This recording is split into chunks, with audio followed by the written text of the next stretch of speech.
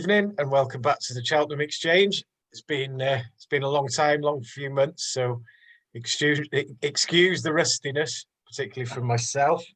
Before we go any further, a big thank you to Lloyd at Hacked for his support, which you will have seen at the start of the video. I must stress that this is not a paid promotion. Thank you, Lloyd. Okay. Yeah, not a hashtag ad. So yeah, excuse the rustiness, particularly from myself. I'll try and not say, what was my catchphrase again? I can't even remember. Great stuff. Great stuff. Great stuff. I'll try and cut down on the great stuffs.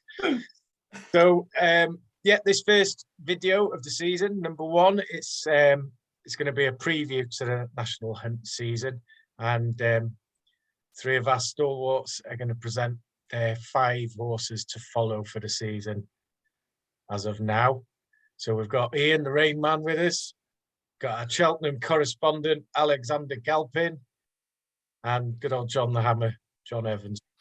Good old John. Matty Luke, unfortunately, stuck on a train somewhere, scribbling down. He may get a selection to us before the end. And also, we had a great response to Ian's tweet today, so we may have a few questions from Twitter to finish off with. So we'll see how we get on, how smoothly it goes. So 5 horses each to follow for the season. And Mr. Rayner, if you kick us off with your first selection, please. Okay, but my first 2, obviously the first one I'm going to take first is we've had a P2P dossier sent through to some of the horses to possibly come through the P2P scene and then how to get on this coming season. The first one that caught my eye is the horse is called It's For Me. 4-year-old, going to be trained by Willie Mullins, and it's the Suede and Mania, so it's the double green colours. For the notes I've got here, it was bought for £40,000, initially trained by Ben Crawford, who I believe was the jockey who rode him on his, I think, only single P2P race.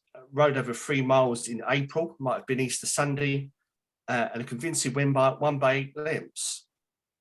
So it's particularly going to go to the bumper route, and with its pedigree, it may suit 2 mile to 2 mile 4 in the near future. So there's one bumper horse that I'm going to put out there to look out for. It's called It's For Me. And are you going to crack on with your second one straight away, or should we? I can do. My second P2P is called Stellar Story. Has pedigree from Shantou, the horse Shantou. It's going to be trained by Gordon Elliott. Was bought for £310,000, so quite a big chunk. The details that interest me is a 5-year-old and is a full brother to the Storyteller. Now, with its first prep run, it fell, which wasn't a great start. And then the second time, it was ridden by Rob James and won by 2 lengths. And its second outing was apparently quite impressive. Now, the details what interested me is they may potentially, because it's 5, may skip the bumpers and may go to like a staying maiden hurdle and see how it gets on. And potentially could be an Albert Bartlett horse for Gordon Elliott this season. So it's Stellar Story for Gordon Elliott. Great stuff. Unfortunately, I've already messed up there because we were going to go on at a time, but it's your fault because you threw me when I said give me your first, and you said I've actually got 2. So I might give back to you with that and have Stellar Story again in a minute. Okay. Well, I know, John, you've got a couple of pointers off the dossier, haven't you? So if we come to you next. Okay, yeah. The first one that I've sort of noted down is Chapeau de Soleil, which is with Willie Mullins, I believe. And I think it may be going to Rich Ritchie as well. So there's great connections on this one. He won his point back in May by 5 lengths at Stowling, I think it was, with Barry O'Neill in the saddle.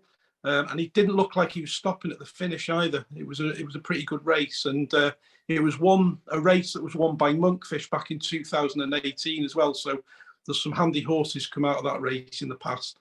So yeah, he looks like he could be anything from a 2 to 2.5 miler when he goes over hurdles, but I think this season he'll be one of Willie's bumper horses. Whether he's the best remains to be seen, but he's the first one I've noted down for a bumper campaign this year. Would I be right in thinking you've already had a little nibble on this one? I have had a little nibble at it, yeah, but he's still 16 to 1, I believe, with some all good bookmakers. So if anyone wants a little dabble on that, maybe the time to get involved. But I know some people like to see them on the track first, don't they, under rules? So yeah, so there we go. Good stuff. Okay, Alex, give us your first for the season. Okay. I've not got any point-to-point horses. I'm not in the know enough, but I've got some horses that've got Cheltenham form that I've been keeping an eye on. My first selection is Bonntay, one of Fergal O'Brien's. It's a mare. She won 2 bumpers at Cheltenham, one in October and one in November. And it was sort of typical best horse in the race kind of thing, in terms of the way it was ridden, the way she was ridden. At the back the whole way, coming to the top of the hill, still last, cruised all the way around the outside, got to the front and the bottom of the hill, and just did it easily, really. I think the first of the 2 bumper wins, she sort of got to the front and didn't really know what to do, and sort of idled a little bit. And then as soon as another horse sort of came up anywhere near her, she just carried on really and just picked up again. Interestingly, one of the horses that she beat, Orcan Risk, actually went on to win the Grade 2 hurdle, the Dove Cup. So been decent form in terms of what she's done. In terms of the time, I think the time was 3:47 of her best bumper win at Cheltenham, and that was actually quicker than any of the other horses that had qualified for the champion bumper. So I was actually hoping she'd go for that race, but didn't happen for whatever reason. I'm not sure. And yeah, I mean, one of the things I always look for at Cheltenham is a horse that I know can get up the hill, and she's got up twice, won both times. So yeah, looking forward to seeing what she can do this year. So she's been off since November 21. November last year, yeah. Okie dokes. Right, Ian, your second horse. Stellar story. I'll do my third one. So, we'll scoot back to John quickly. Yeah, we'll do our second one then. Dossier horse. Well, mate, the second one there is sort of not really a shock in Twitter circles anyway, because he's been sort of highlighted quite a bit. And he's called Ante-Post. Now he won a point back in January, and it's been franked. That point has been franked 5 or 6 times, with all the horses in behind coming out and winning points. So the form looks actually rock solid. With him being 5 already, and Henry doesn't seem to like the bumper that much, I think he'll go straight over hurdles, and maybe he'll sort of take the Bob Ollinger route, go to the Ballymore this season. So that's the one I've already backed him for, actually. I've got on early doors there. But he might get further over fences in the future, but I could just see a hurdle campaign at the middle distances this year. Okay, so that's Ante-Post. Alex, give us your second horse. Next one's also a horse that's run at Cheltenham, funnily enough. It ran in the Ultimate, finished second, Gericault Roque. A lot's been made of the fact that it's gone up to £7 in the handicap, but in reality, it's not actually that much. So it ran in the Ultima, was £5 out of the handicap. So essentially ran off a mark of 142, off a mark of 140, which is £5 higher than what it should have been. Since finishing second, they've put it up to 142, which is a £7 rise. But in terms of the actual rise, it's only really £2 higher than his actual prior racing mark. So, I mean, I think that's quite kind, really.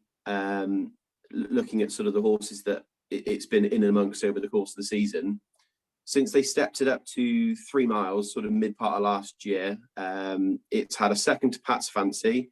Probably should have beaten that horse, to be honest. It's had a second to St. Palais, and the second to St. Palais, it was giving away £1. That horse is now rated 153, so £11 higher than what he is, and also had a second to Eclair Serve, who, in my opinion, probably should have won the Ida. I think the only reason it didn't was because of the weight. I mean, it was giving away £11 to the winner, who went on and won again since very impressively. So I think it's a really nice mark, 142 for him. Could possibly go to the Hennessy, I'd imagine. Well, the old Hennessy. Well, I don't know what it's called now. It keeps changing names, isn't it? But in terms of sort of a festival target, it was quite interesting that they decided to keep him, not run him again after Cheltenham, because he could have definitely run in a race and lost his novice status. So he's a second season novice. He's run over 3.5 miles before and was still staying on. To me, I'd want to keep him for, if they can keep his mark below 145, go for the Kim Muir, which is the race I thought he should have gone for last year. If not, National Hunt Chase for me, because he's still a novice. He could win the Hennessy this year and then go and run in the National Hunt Chase. Why not? I think he's good enough. Interesting. And you had a man with the Ultima last year at the end of the day. Pretty sure. Yeah, Correct Rambler, yeah. Correct Rambler. Yeah. I put up the Rambler for the Ultima, and then I You put did. Gericault Roque for the Kim Muir, and then Gericault ran in the wrong race, and I had the forecast in the end, so I wasn't too unhappy, but he should have gone for the Kim Muir. Impressive. He'd won that race. Just want to keep on side then. Right. Gericault Roque. Gericault Roque. Ian, back to you, sir. Back to me. Your Okay. third, in order from now on, your third selection for the season ahead, please. Sir. Okay, so you probably see Epatante, another Irish horse to me. Probably all 5 of mine are actually Irish, but here or there. This is one that we've spoken about before. The horse is called Free Stripe Life with Gordon Elliott. Now, I'll just give you some stats from last season. He wasn't out the top 3 all season. Won his maiden hurdle in November. Was then second behind Mighty Potter over 2 miles. Was then second in February, which must have been there, Leopardstown, behind Sir Gerhard. Was then second again behind Sir Gerhard in the Ballymore, which is about 3.5 lengths. I think when it comes to me, first of all, it was really ultra impressive, was his win over 2 mile 4 at Aintree, won by 5 lengths and just obliterated the field. And then was third to Stateman at Punchestown in the Champion Novice Hurdle, which may have come a bit too quick from Aintree. It's only about 2 or 3 weeks straight after. So I personally would put Free Stripe Life up to 3 mile. But from our sources, close to the horse or close to the connections to the horse, they believe it's going to go to Turner's route. Now, obviously, if he goes to Turner's route, it could potentially then clash with Sir Gerhard again. So I've wrote both, which I think are the routes that he possibly could go. So if he goes to Turner's route, probably go to Downroll in November, to the Drimble, and then Limerick on Boxing Day. If he goes to the Browns route, potentially Navan in the Beginner's Chase, then the Faheen Chase, and then Nace potentially over 3 miles in January, and maybe the 10 up, which I think is a preferred route for Gordon Elliott. So Free Stripe Life for me, I would like it to go to the Browns, but I've got a feeling it may go to Turner's route. Okay.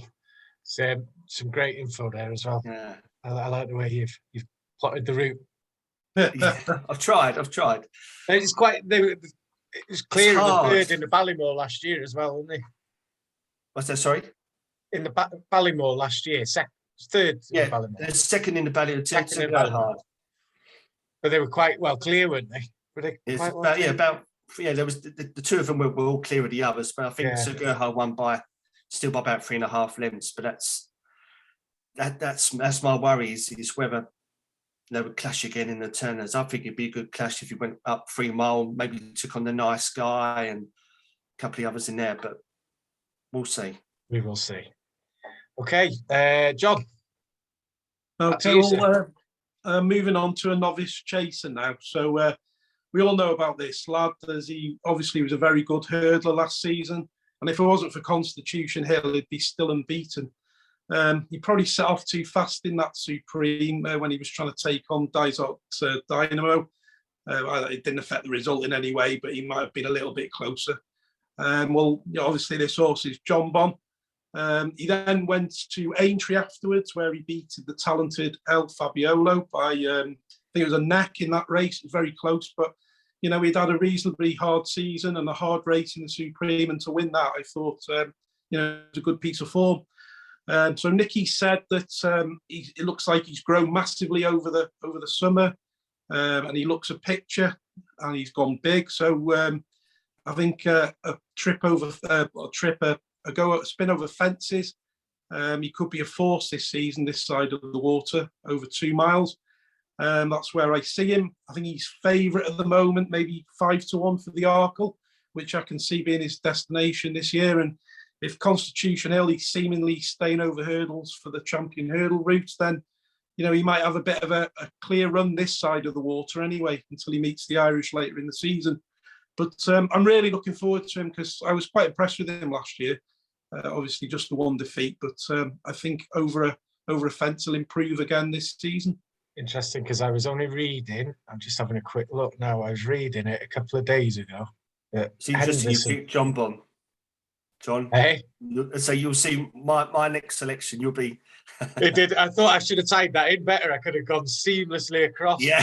I was afraid not. But no, I'd read the other day on the Racing Post that Nicky Henderson's sublime CV is decorated with an unmatched 7 Arkles, and Sherlock Holmes is not required to detect which 7 Barrows resident might be his leading hope this term. I don't think I have a better candidate, he said, of Supreme Novices hurdle runner-up Jonbon. I'll do, mate. Yeah. He's good old Nicky. suggest he could be going that route. Okay, so we will seamlessly miss Ian's opportunities to come back in here, and we'll go to Alex for his 3rd choice of the season, please, Al. Okay.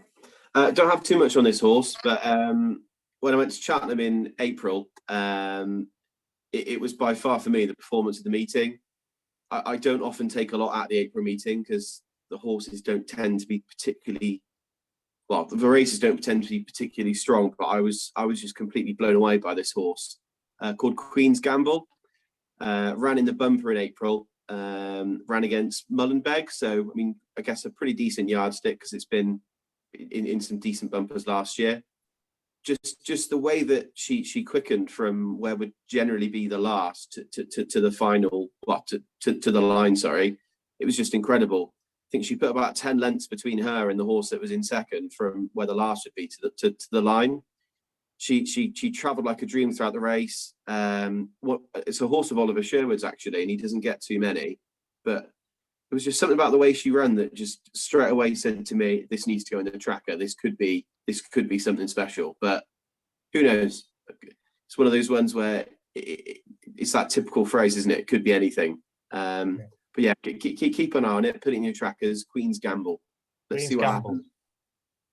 Okay, fantastic. I said to the guys straight away, as soon as it had run, I said, "Wow, get this in your trackers." Looking forward to seeing it out. Lovely, lovely. Right, Ian, on to your 4th selection. Yeah, I think it's a bit ironic. Yeah, bit ironic to what John has just said. My 4th selection is El Fabiolo. So 5-year-old, again, I believe was to echo what John said, will probably go the Arkle route. I believe his only defeat was against Jonbon at Aintree, but previously won his maiden hurdle at Tremor by 13 lengths. And in the 3rd race, he won the international hurdle at Punchestown by 4 lengths. So on my notes here, I've put El Fabiolo could go the footpad route because I was trying to picture the kind of horses that Mullins and would potentially what kind of Arkle route they would go. So I got here potentially the beginner's chase at Navan in November, Leopardstown in December, and then there's an Arkle chase in February, which must be Leopardstown. And then my final note I've put is El Fabiolo, in my eyes, is the biggest threat to Jonbon.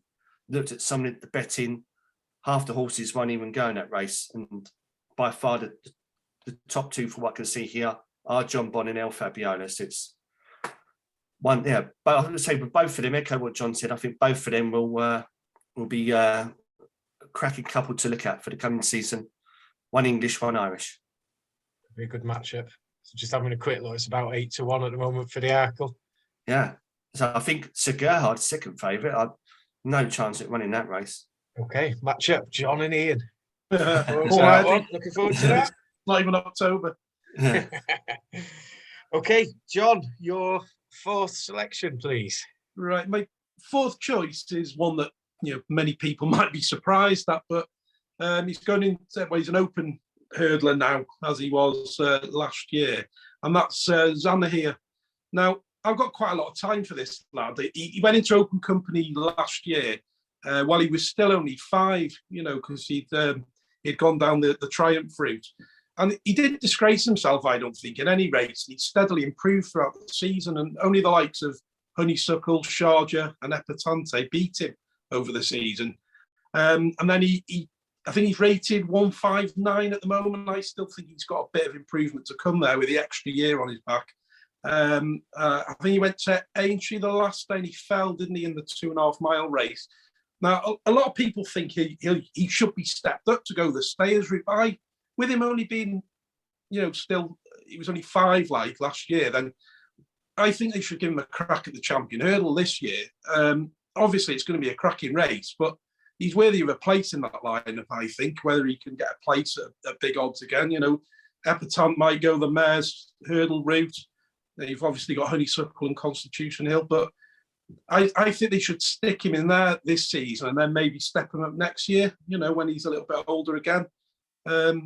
He's not sure to be, to get the 3 miles really. So I would keep him over 2 miles. I mean, they could maybe try him over a bit longer during the season and see how he gets on, but I'd love to see him stay down the champion hurdle route and give it a crack. Now he's got the extra year on his back. So I'm going to keep an eye on him this season as well. Lovely. Thank you very much. Alex, 4th selection.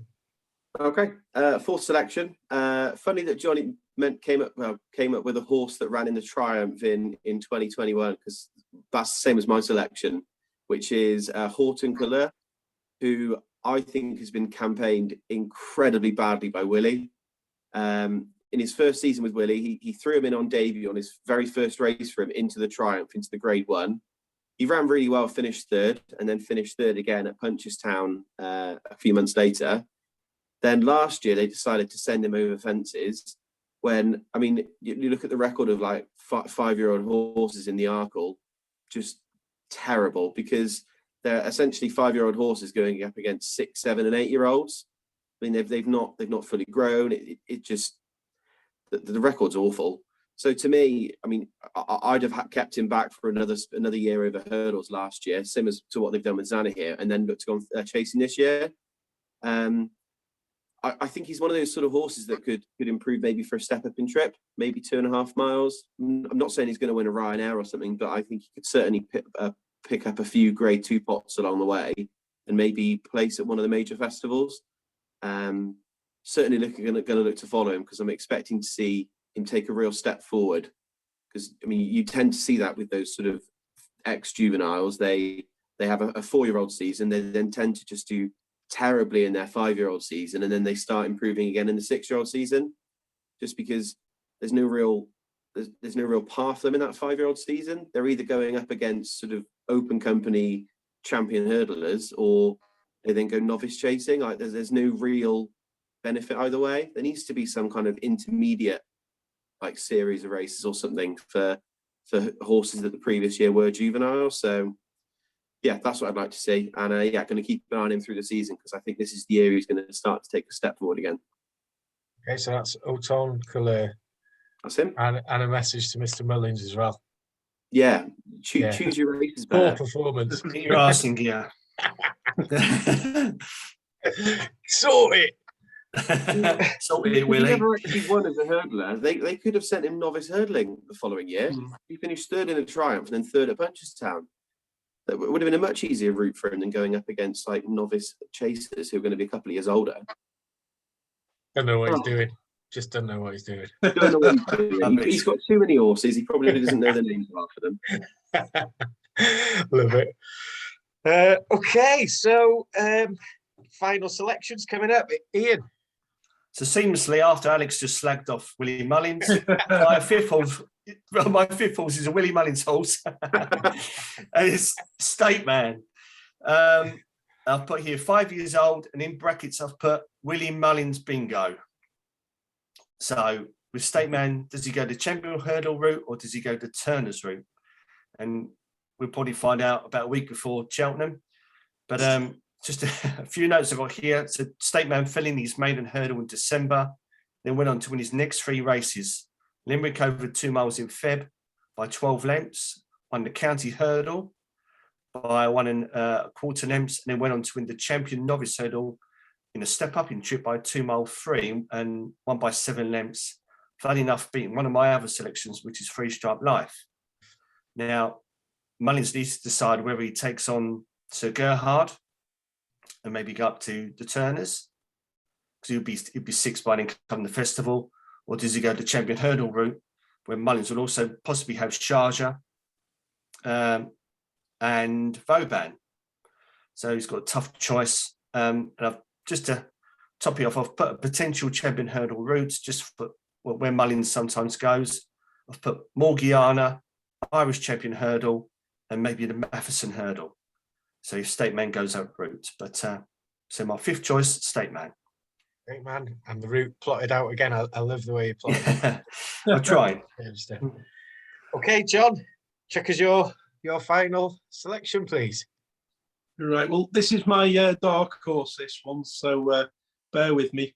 The horse is called Klitschko, and it's with Alan King and owned by JP. So it's got good connections there and could be one to watch this side of the water this season. He started off in a bumper back in May where he delivered a knockout punch, not to get that one in, when he won his bumper by 5.5 lengths at Huntington. He was held up for most of the race by Tom Bellamy, but the front 2 happened to get away, but Bellamy didn't panic and he sort of just eased him into the race, really. And he still had quite a few lengths to make up as they approached 2 furlongs out, and he literally just picked up. He sort of said go, and he just flew past them and he swooped by and won easily. And he was green as grass. He was hanging like a gate. He was all over the place, but his head was to one side. I just think, he probably learned loads that day, and he'll probably come on, for that run. And I'm really looking forward to see him in a novice hurdle campaign. Possibly, he looked like he had enough pace for a Supreme, but he wasn't stopping at the line, so he could go up to a Ballymore, but we'll see how he gets on. But yeah, he was just one that I noticed at the time and went back and watched the race again, and I was equally impressed the second time as well. So yeah, that's Klitschko for me. Klitschko. Knockout blow. That was a great pun. Great pun. Okay, so those are your 5 selections. Thank you very much, John. And finally, Alex. Okay. My last selection is Epatante for the Mares Hurdle, which I think is going to be the target this year. Obviously, former champion hurdle winner, was second in it last year. I thought she ran really well that day to be second last year. She then went to Aintree and finally stepped up to 2.5 miles. And she put in one of the performances of the Aintree Festival. 3 weeks later, she went to Punchestown and ran against Marie's Roque, who obviously won the Mares Hurdle last year. She finished a couple of lengths behind, but I can probably forgive that considering she had a tough race in the champion hurdle and then put in such a big performance again at Aintree a few weeks later. I mean, it was 3 races in about 5 or 6 weeks. So, I mean, that's going to have left a mark on her. I think the price she is now, I think it's generally around 6-7 to 1. I think that's sort of where she is at the moment. I think that's a really good value. I mean, a former champion hurdle winner who obviously finished second last year as well, being in that race. I mean, if there wasn't a honeysuckle, she'd probably still be in the champion hurdle this year, I think. But the fact that honeysuckle's there and you've got Constitution Hill and whoever else, I think, yeah, the Mares Hurdle looks like it's probably going to be the plan because they stepped her up at Aintree and then kept her at that distance at Punchestown. So, yeah, that'd be my selection my 5th selection, Epatante for the Mares Hurdle. 5 to 1 on Bet365. The Okay. price is going in front of us because you've just picked it. Just because you just Hoover's out. Been hoovered. Hoovered up. Okay, that's great stuff, chaps. Really good analysis. Had to get it in.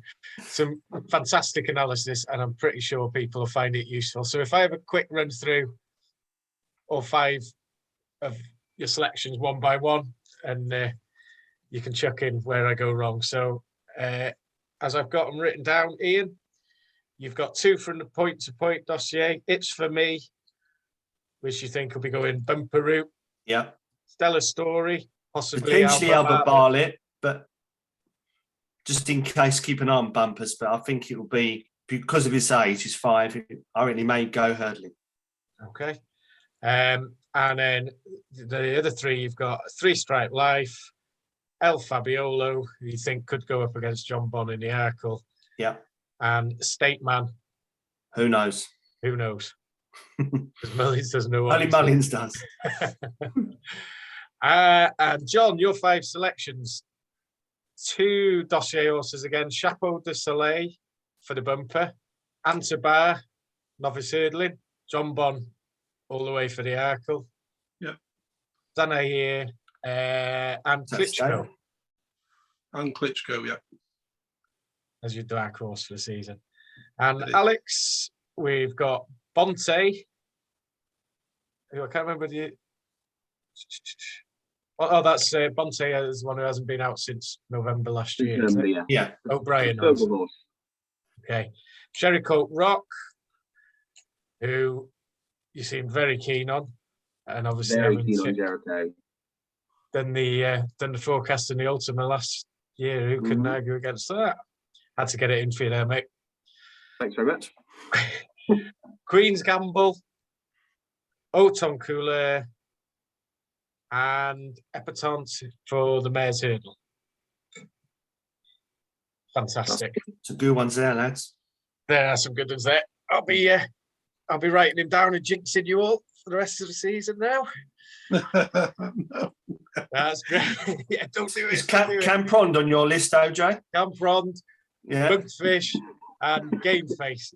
Game Face. What about Dawson City? You like that horse? Dawson anyway, City, Devon National. Before we scoot on and have a look at Twitter questions, did anyone have anything off Matty? John, did Matty? Yes, we had one from Lauren and one from Matty. One from Lauren and one from Matty. Lauren's was obvious. Lauren's was honeysuckle. But we don't need to say too much about honey. Apart from it's her final season. Can she keep it up against the boys with a £7 allowance? So you can put a tough race this year, Champion. Yeah, Con Hill, Vauban, potentially State Man. It's going to be tougher this year, or next year, I should say. Be a good race. Yeah, definitely. John, have you got Matty's? No, I think Ian's got it. Yeah. Oh, Ian's got it. Yeah. Let's have a look. So let me get my phone. Just in the photo booth. Yeah, I've got to read it on my phone because he sent it to us. Where is it? Oh, he's picked a Malin source, LA Tomp. And excuse me while I read off my phone. But LA Tomp interests me this season with his retaining his novice status. And I'm intrigued to follow him and see how he does. Looks very headstrong at the Cheltenham Festival and still ran a nice race. Interested to see what Willie does this season in regards to Cheltenham 2. Maybe keep it to novice company or go down one of the handicap routes as his mark is 137, which could be exploitable early in the season. So, Ilete Tomp for Matty. For Matty Lou and Honeysuckle for Lauren. For Lauren. Yeah. No surprise. I think it was the price with Honeysuckle. Yeah, it was. Yeah. The price on it, so it was a value. Fours, wasn't it? Yeah, 1 saw the other day. Crazy price. What did they say? It could be a race for the ages. What did they say? Things like that. Bit cliche. Okay, let's see if I can quickly. Ian asked for some engagement on Twitter, which went brilliantly, I thought. Yeah, we had quite a few questions. So first question from Boswell.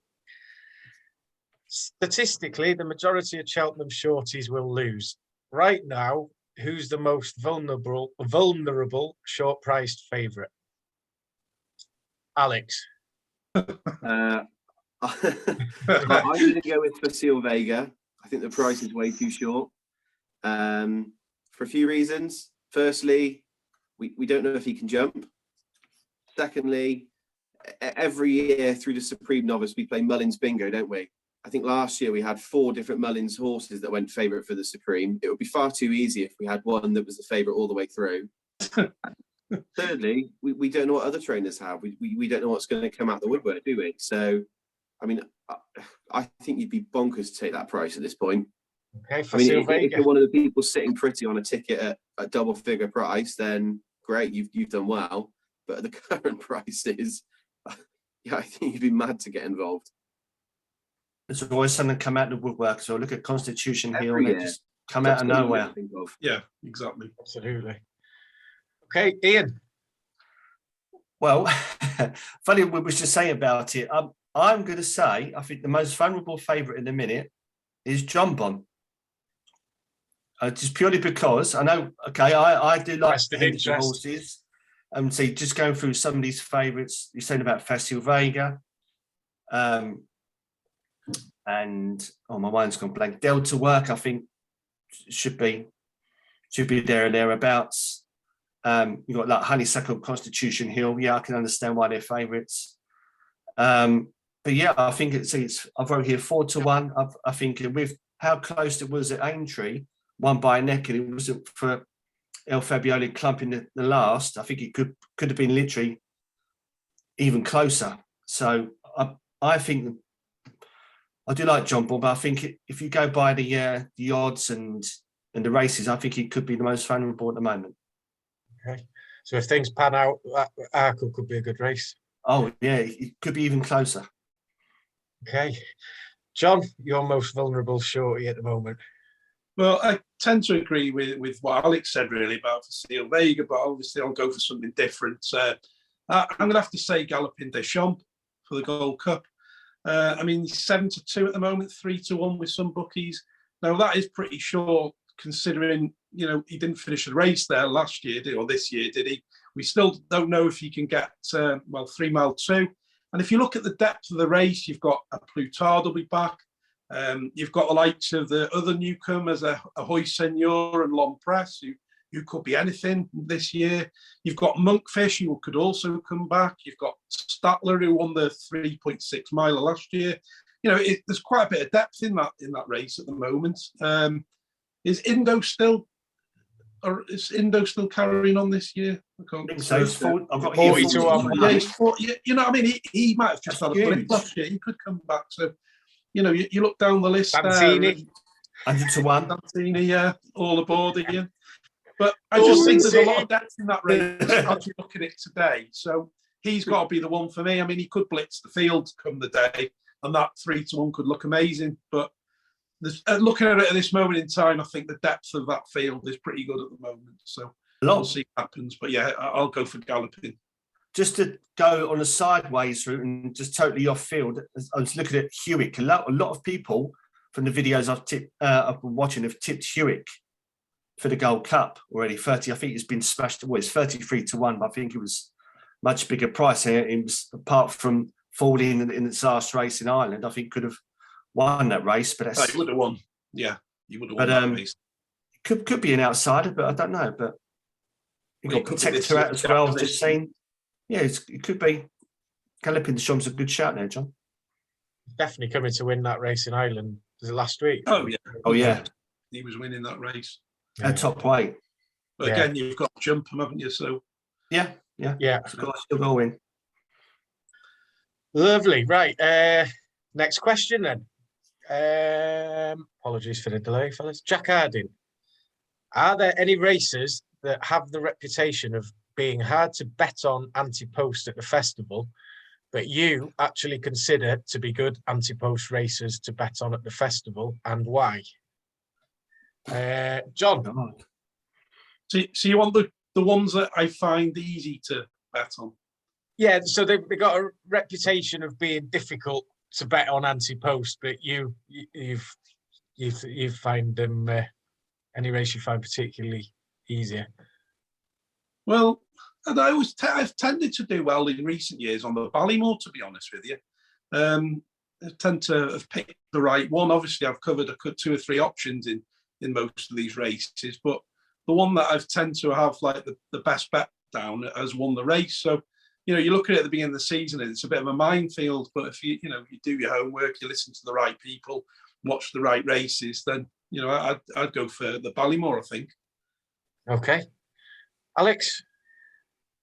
I don't know, really. It's quite difficult, isn't it? I mean, every race can be difficult to bet on because you never know what's going to happen with the horses. Anything can get injured. I think the race I've had the most success on the last few years is funny enough the Ultima. My eyebrows were going then. I think I've had the winner like 9 or 10 years in a row. Which in I theory don't should be really an think absolute that. minefield, shouldn't it? It is an absolute minefield. I don't know. I tend to find something about a week or 2 weeks before and just stick to it blindly and hope for the best. Generally, that race, find something that wears headgear or cheek pieces or has some kind of support on it, and you tend to have a good record. Like that. And it's British. Yeah.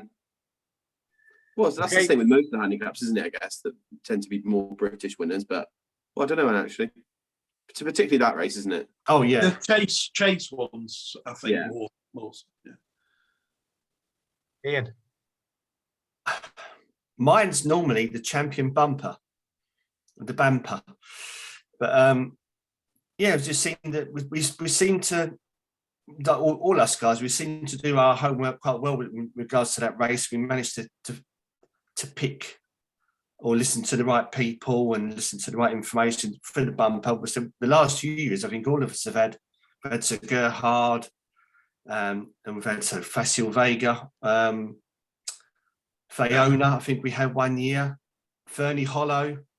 That's just 4 over the last few years. We just seem to get the right information and the right and good prices as well we've had in the past. But yeah, I think it'll be the champion bumper for us, or for me. And I'll give you the winner for this year as well, or for next year. Yeah, you have. Well, You have. yeah. I'm still waiting for Matty's big selection, because every year he gives me one big selection. And the last 2 years he's given me the winner and then a big price second as well. Well, it was big price at the time. So Matty, pull your finger out. Yeah. Get off that train. Get off the train. Find me my train. Okay. Final question. She's had a question. Oh, no, Cheers had the question. Yeah. Cheers had a good question.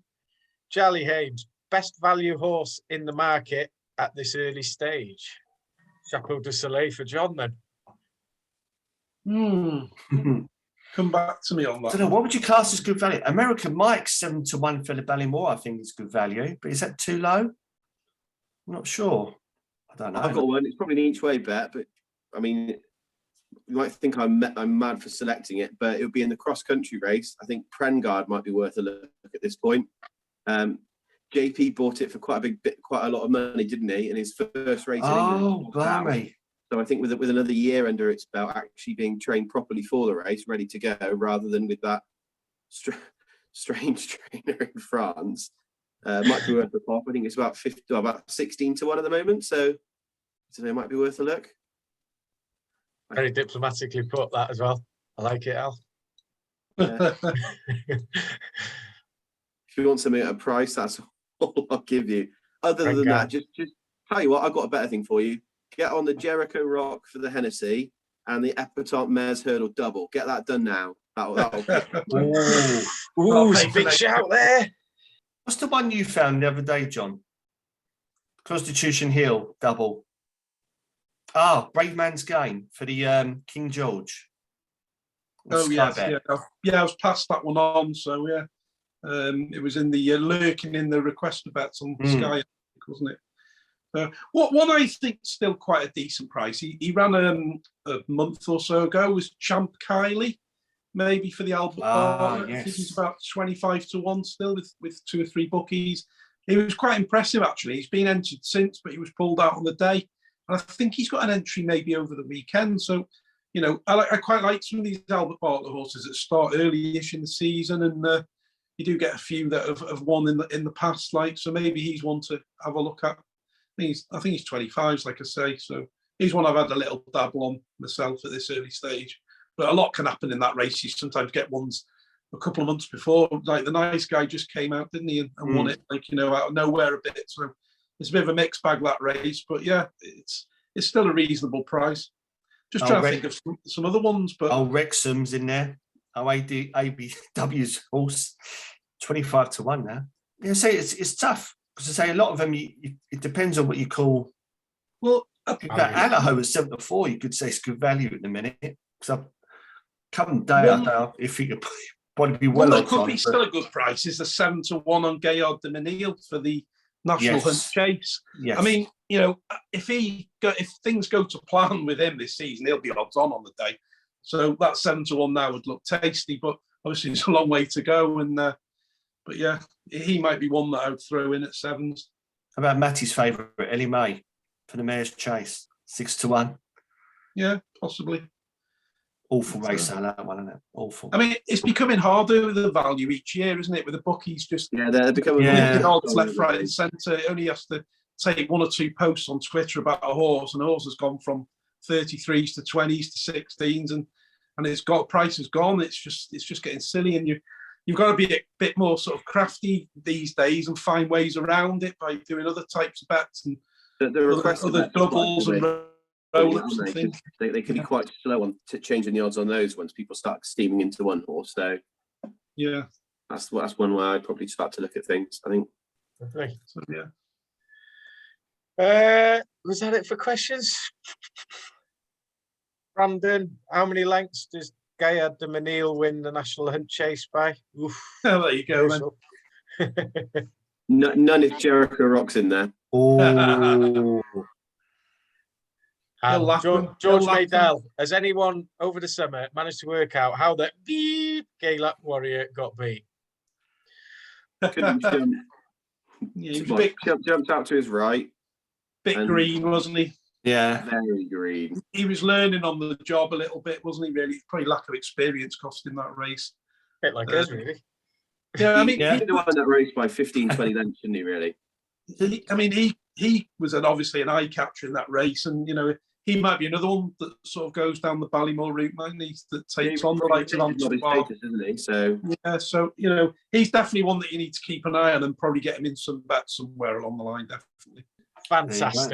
Fantastic. Right, I think that's answered all the questions on Twitter. I think you boys have done a sterling job with your picks and your write-ups and everything. I've enjoyed it. Okay, what's your best tip for us? Your best selection? Really, I mean, it's just the most ridiculous question. I got to be honest with you. I really do hope Monkfish comes back this year. That's what I've been looking forward to see what goes on there. But apart from that, I really don't know my what's it end from my elbow. So I'd much rather listen to you guys and follow you in. So thank you, all three of you. I've really enjoyed it, and I hope the viewers have enjoyed it, and I hope that they're glad we've produced some new content. It's been a few months, but it's definitely whet the appetite, and I'm sure we'll have more to follow again soon. I guess for me, that's bye for now. Bye for now. Speak soon.